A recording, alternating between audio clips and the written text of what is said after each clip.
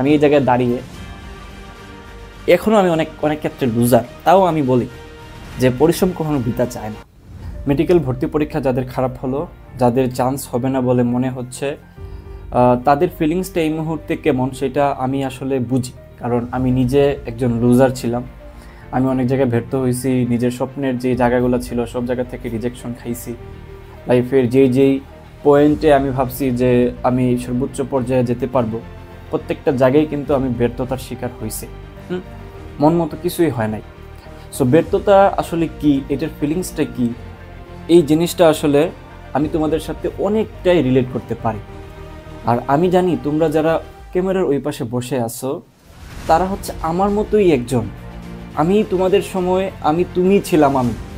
এমন না যে প্রত্যেকের লাইফ এই জায়গায় চেঞ্জ, ব্যাপারটা এমন না। আমরা বাংলাদেশের থার্ড ওয়ার্ল্ডের কান্ট্রির এই অ্যাডমিশন জার্নির যেই গিনিপিক যারা হচ্ছে এই এক্সপেরিমেন্টের র মেটেরিয়াল, হ্যাঁ, যাদেরকে দিয়ে অ্যাডমিশনের মতো একটা জটিল জিনিস সম্পন্ন করা হয়, তাদেরই হচ্ছে একজন আমরা।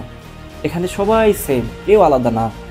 তুমি যেই ধরনের ফিলিংসের মধ্য দিয়ে যাচ্ছ, আমি একসময় সেই ধরনের ফিলিংসের মধ্য দিয়ে গিয়েছি।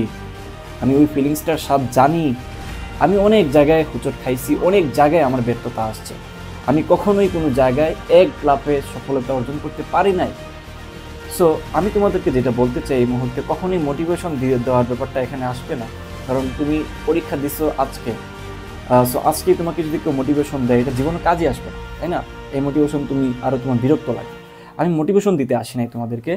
বাট দেখো, তোমাদের কিছু ব্যাপার তোমরা ইমমিচিউর থাকার কারণে কিংবা অনেক কিছু জিনিস হয়তো বা এই ওই পাশে বসে বুঝতে পারতেছ না দেখে তোমাদের কষ্টটা একটু বেশি লাগতেছে।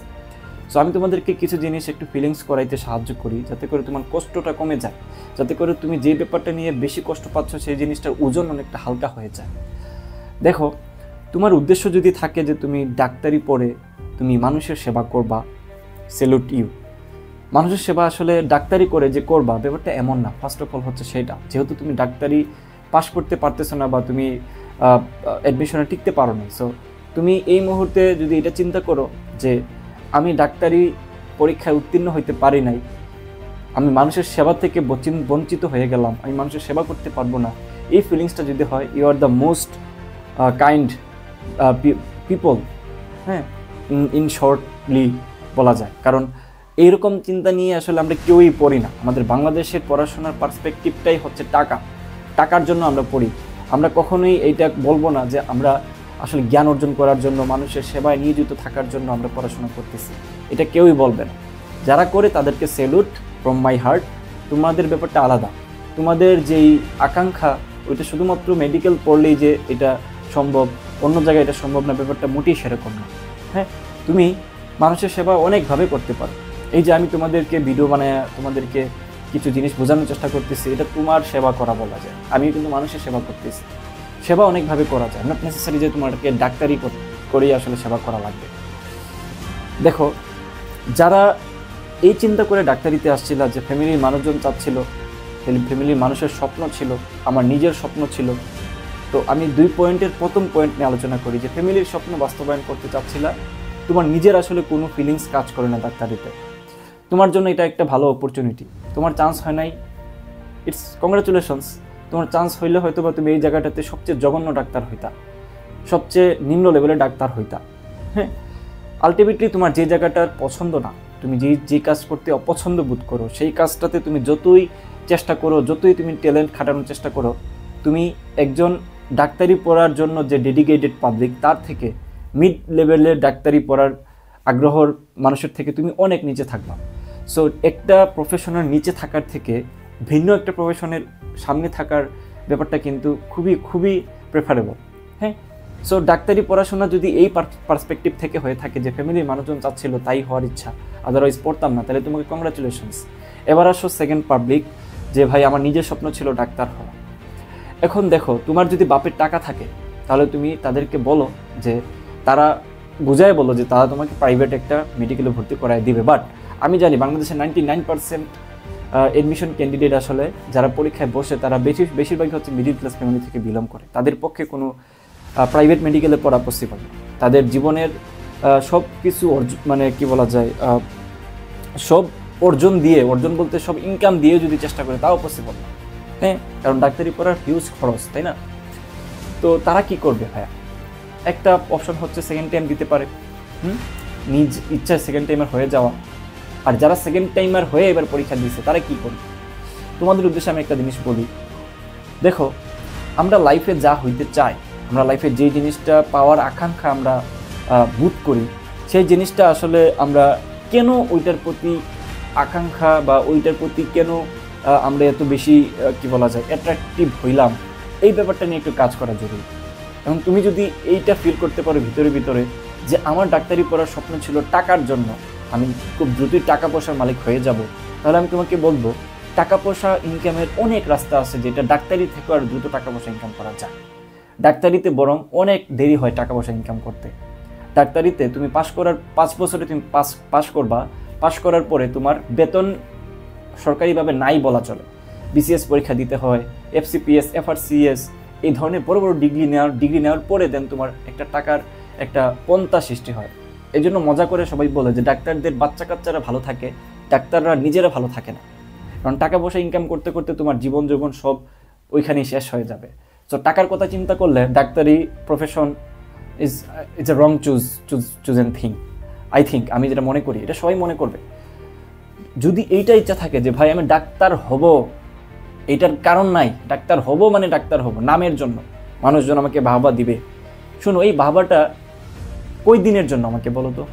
এই ভাববাটা হয়তো চান্স পাওয়ার পরে পাস করার পরে কিছুদিন থাকবে, তোমার ফ্যামিলি, তোমার পরিবেশ কিংবা তোমার আত্মীয় স্বজনরা তোমাকে ডাক্তার বলবে, হ্যাঁ, বাট তোমার জীবন তো তুমি লিড করবা, তাই না? তুমি তোমার জীবনকেই চালাবা। তোমার ফ্যামিলির মানুষজন বলো একটা সময় যায় তোমাকে আর চালাইতে পারবে না, অর্থাৎ তুমি তোমার বিলং করবা না, তোমার ফ্যামিলিতে আলাদা হয়ে থাকবা কোনো না কোনো একটা সেক্টরে। আর যেই তোমার আত্মীয় স্বজন যাদের কথা বলতেছে, তুমি দেখবা যে তাদের মানে কিছু যায় আসে না, তুমি যদি মারাও যাও আয়সা তোমার সিন্নি খায়া যাবে, হ্যাঁ, বলবো যে আহার এই ছেলেটা এরকম ছিল, বাট তাদের কোনো কিছুই তোমার লাইফে আসলে কোনো ভ্যালুয়েট করতেছে না, তাই না? তো যাদের কথাবার্তা আমি আসলে বুঝতে পারতেছি কিনা জানি না, মনে করো যে তুমি তোমার জীবনটাকেই তো তুমি কোনো একটা কারণে এখন ডিপ্রেসড আছো, তাই না? তো তোমার কোনো আত্মীয় স্বজন কি তোমাকে কখনো খোঁজ নিবে, কল দিয়ে, বা সবসময় তোমার আশেপাশে থেকে বলবে যে বাবা তুমি রিক্যাপ করো, তুমি আবার কামব্যাক করো, তুমি আবার তোমার লাইফটাকে গুছায় নাও? কয়জন বলবে আমাকে বলো? এরকম হাতে গোনা 1-2 জন পাওয়া যাবে না। সো যাদের কথাবার্তা তোমার খারাপ সময়ে কাজে আসে না, তাদের কথাবার্তা তোমার ভালো সময়ে কাজে আসবে কেন? তাদের কথায় তো তোমার জীবন তুমি লিড করবা না, তাই না? তুমি যদি আশেপাশের মানুষ কে কি বললো এই জিনিসটা নিয়ে যদি বেশি থিঙ্ক করো, তাহলে তুমি আসলে আলটিমেট ওয়েতে তুমি একজন কি বলা যায় সচেতন মানুষ না, তাই না? তুমি কি করতে চাও, you have to know about that. তুমি যেই কাজ করতে চাও সেই কাজে ফোকাস করবা। এমন অনেকেই আছে ডাক্তারি পড়াশোনা করে পাশই করে নাই, ফটোগ্রাফার হয়ে গেছে, মাসে প্রচুর টাকা ইনকাম করে, যেটা একজন ডাক্তারও ইনকাম করতে পারে না। এমন অনেকে আছে যারা কি বলা যায় ডাক্তারি পড়ে অনেক ভালো করতেছে, হ্যাঁ, একটা লো লেভেলের একটা প্রাইভেট মেডিকেলে পড়ে অনেক উচ্চতায় চলে গেছে, তাই না? সো এক একজনের এক এক পার্সপেক্টিভ, কিন্তু চেঞ্জেবল। হ্যাঁ, সবচেয়ে বড় যে কনস্ট্যান্ট বিষয় সেটা হলো চেঞ্জ। তোমার পরিবর্তনটা আসবেই। এখন তুমি কোন জিনিস থেকে তুমি ভাবতেছো যে তুমি ডাক্তারি পড়বা, তো এই জিনিসটা আগে ক্লিয়ার করো। যদি ক্লিয়ার থাকো তাহলে ভাইয়া যে জিনিসগুলো বললাম ওগুলো একটু খাটাও, মাথা খাটাও। হ্যাঁ, আমি এটা জানি যে তোমার হয়তো কংগ্রাচুলেশনস তোমাকে বলতেছে না কিছু মানুষজন, তুমি ফেসবুকে বলতে পারতেছো না যে আমার রেজাল্ট অনেক ভালো, তুমি ডাক্তারি ট্যাগ লাগাইতে পারতেছো না, বাট আমি মনে করি যে আলটিমেটলি এই ট্যাগ, তারপর এই যে একটা ডাক্তার হওয়া, এই ব্যাপারটার নাম হবে, আমার মনে হয় এই জিনিসটা বুগাস, তাই না?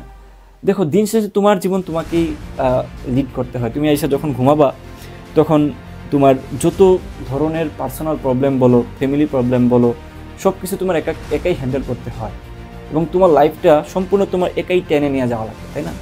তো যেখানে তুমি ইন্ডিভিজুয়াল একজন মানুষ, তোমার ব্যক্তিত্ব আলাদা, তুমি আলাদা, সেখানে কিছু মানুষের জন্য তুমি কেন বাঁচবা? তুমি কেন কিছু মানুষের কথা চিন্তা করে ওই জিনিসটা বা ডাক্তারি কেন পাস করলাম না বা ডাক্তারিতে কেন চান্স পাইলাম এটা নিয়ে কষ্ট পাবো? বরং এইটা নিয়ে কষ্ট পাও যে হ্যাঁ, আমি এতদিন পরিশ্রম করছি, পরিশ্রম করার পরে একটা ফলাফল আসার কথা, আমি ফলাফলটা পাই না, এটা নিয়ে একটু মন খারাপ করো। বাট আমাকে আশেপাশের মানুষ কি বলবে, আমি মনে হয় ছোটো হয়ে গেলাম, আমাকে ভাবা দিবে না, আমার অন্যান্য ফ্রেন্ডরা ভাবা পাবে, এগুলো আসলে কয়েকদিন, 1 সপ্তাহ 2 সপ্তাহ কিংবা 1 বছর 2 বছর, বাট একটা পর্যায়ে যায় সবাই কিন্তু ইকুয়াল, তাই না? ইকুয়াল। যেমন আমাদের সাথে অনেক ফ্রেন্ড ইউরোপ আমেরিকাতে থেকে অনেক টাকা ইনকাম করতেছে, অনেকে বিয়ে শাদী করে বউ বাচ্চা নিয়ে অনেক হ্যাপি, জায়গা জমি কিনে ফেলছে। আমি এখনও কিন্তু তোমার পড়াশোনা করতেছি। হ্যাঁ, পড়াশোনা পাশ করার পরে কি কি হবে আল্লাহ জানে, আমি নিজেও জানি না কি হবে। তো এই যে একটা ব্যাপার, আমিও কিন্তু এই জিনিসটা নিয়ে কিছুটা হইলেও কি বলা যায় কনফিউজড না, যে লাইফে কি করব, লাইফে কি হবে না হবে, অনেকটাই লাকের উপর ডিপেন্ড করতেছে। এবং আমি নিজে ক্লিয়ার ছিলাম যে আমার এই জিনিসটা করতে ভালো লাগে, that's why choosing this profession. এইটা হচ্ছে কথা।